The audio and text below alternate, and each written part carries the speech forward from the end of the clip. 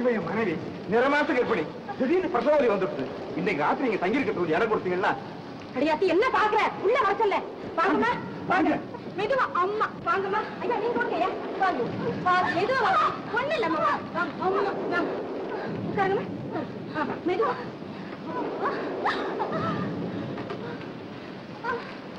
ஐயா நீங்க செய்த உதவியை கொஞ்சம் உயிருள்ள வரைக்கும் மறக்க மாட்டேன் பரவாயில்லைங்க இங்க பக்கத்துல யாராவது டாக்டர் இருக்காங்களா டாக்டர் நீங்க அப்படி சொல்லக்கூடாது நீங்க தான் தயவு செய்து எப்படியாவது வந்து என் மனைவி காப்பாற்றணும் ஏதோ வர்ற வழியில் இப்படி ஆயிடுச்சு நீங்க எவ்வளவு பணம் கேட்டாலும் தர்றேன்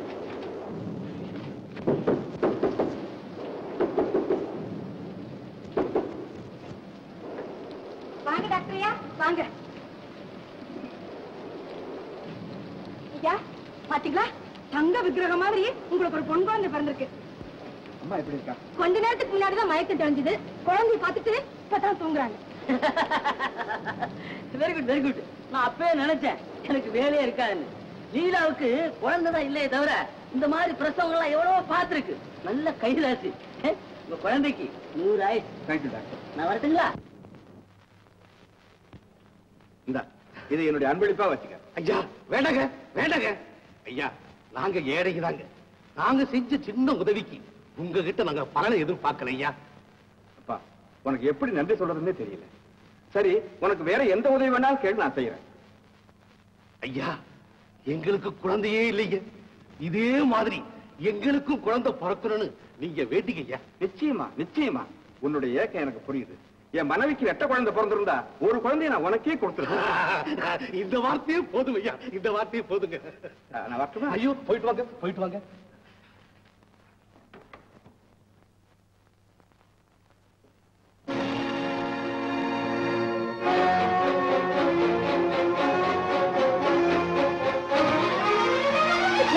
என்னடி இது நிஜமாவே அவங்களுக்கு ரெட்டை குழந்தை தான் பிறந்துச்சு அப்படின்னா ஒரு குழந்தை எடுத்து மறைச்சு வச்சுக்கியா அதுல என்ன தப்பு 2 குழந்தைய வச்சுக்கிட்டு அவங்க என்ன செய்ய போறாங்க ரெட்டை குழந்தை பிறந்தா ஒரு குழந்தை நிச்சயமா தரேன்னு அந்த ஐயா சொல்லல அப்புறம் என்ன பொடி பைத்தியம் வாய் இருக்க அது சுலபமா சொல்லிடும் ஆனா மனசு வர வேண்டாம் நம்ம ரொம்ப ஏழைங்க இந்த குடிசையில இந்த குழந்தைய எப்படிமா சுகமா வளர்க்க முடியும் சுகமா பணம் காசு இருந்தா தான் சுகமா நீ பாரு இந்த குழந்தைய நான் எப்படி வளர்க்க போறேன்னு பாரு பங்களாவில தேடினாலும் கிடைக்காத அன்பு பாசத்தை ஊட்டி இந்த குழந்தைய நான் வளர்க்க போறேன் ராஜாத்தி என் பட்டு என் செல்லும்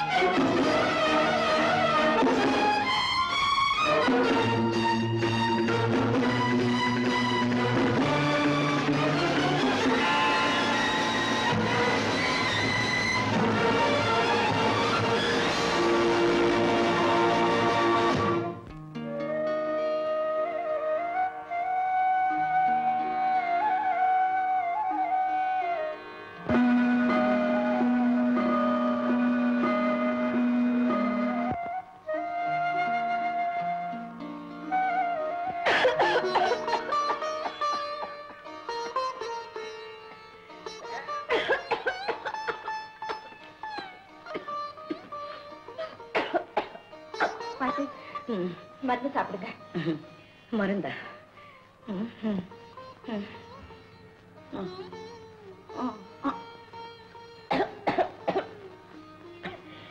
இன்னும் நான் எதுக்காக உயிரோடு இருக்கணும்? பாட்டி அப்படியெல்லாம் சொல்லாதீங்க.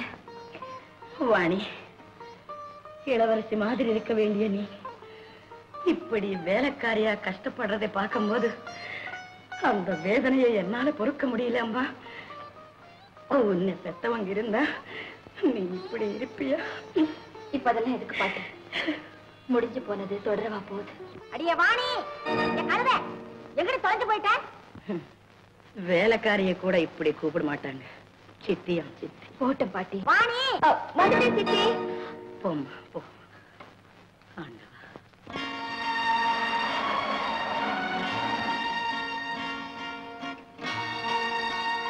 வாணி போகிறது வந்தியா? இதை கொண்டு வர. என்ன கேட்டாலும் இதோ கொண்டு வர, இதோ கொண்டு வர.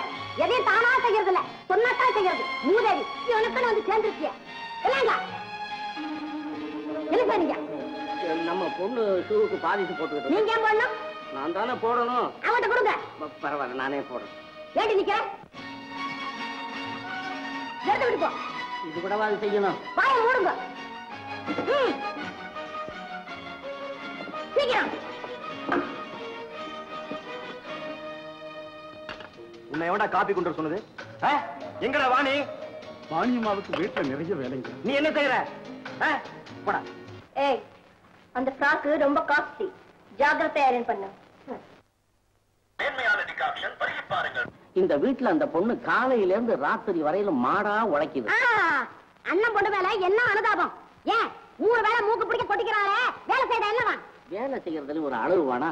கீழே சுடு தண்ணி வச்சு தினசரி மாடி மேல கொண்டாந்து கொட்டுலீங்கிற. ஏன் பாத்ரூம்ல தான் ஹீட்டர் இருக்குல்ல, அதை ரிப்பேர் பண்ணி வச்சுக்கிட்டா என்ன? பணத்துக்கு எங்க போறது? மாசம் மாசம் அந்த வக்கீல் வந்து நமக்கு பிச்சை காசு கொடுக்கணும். செத்து போனவங்க அண்ணன் அவ்வளவு லட்சணமா ஏற்பாடு பண்ணிட்டு போயிருக்கிறாரு.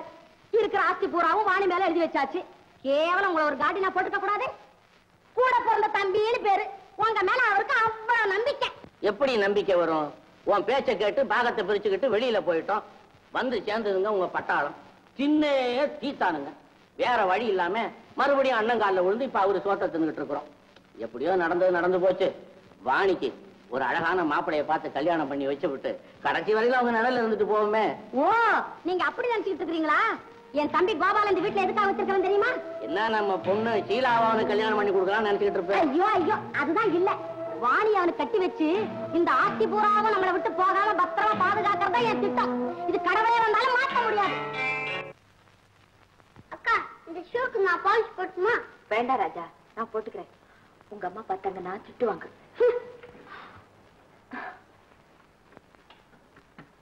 ஏ வாணி, சோப் எங்கடி? ஐயோ மறந்துட்டேன். கொண்டு வர சித்தி.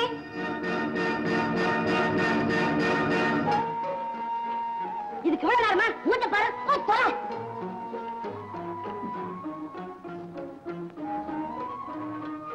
வாணி,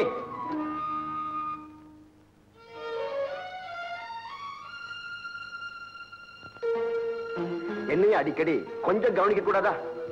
இப்ப என்ன செய்யணும்? உனக்கு ஒண்ணுமே புரிய மாட்டேங்குது. இப்ப என்ன செய்யற? இந்த ஜிப்பாவை கொஞ்சம் பட்டன் வச்சு கூட. எல்லா பட்டனும் சரியா தான் இருக்கு. வாணி, வாணி, உன்னை பார்த்தா ரொம்ப பரிதாபமா இருக்கு. இத பாரு, நீ மட்டும் நான் சொல்றபடி நடந்துகிட்ட அப்புறம் இந்த வீட்டுல உன்னை யாரும் ஒண்ணும் செய்ய முடியாது. நீதான் என்ன நம்பவே மாட்டேங்கிறியே.